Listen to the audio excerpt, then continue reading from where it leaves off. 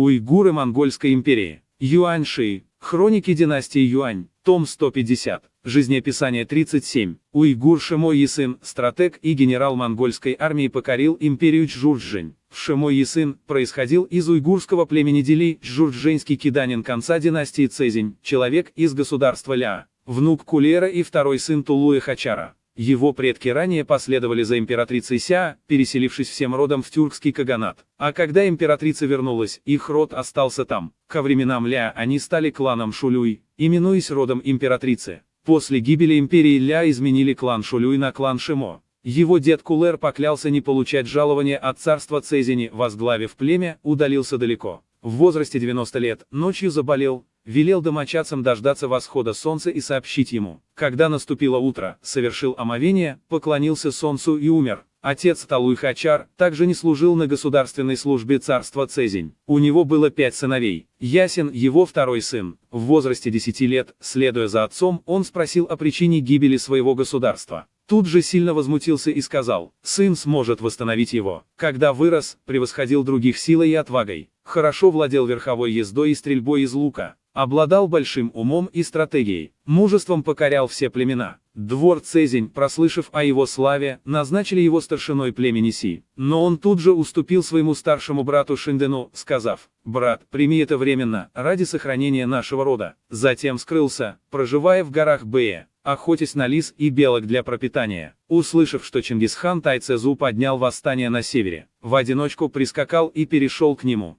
Первым делом предложил, столица Дун Цзинь, это место, где царство Цзинь заложило основу. Если уничтожить их корни, то центральную равнину можно будет подчинить одним воззванием. Чингисхан обрадовался, приказал ему следовать за генералом Мухали и брать Дун Цзинь.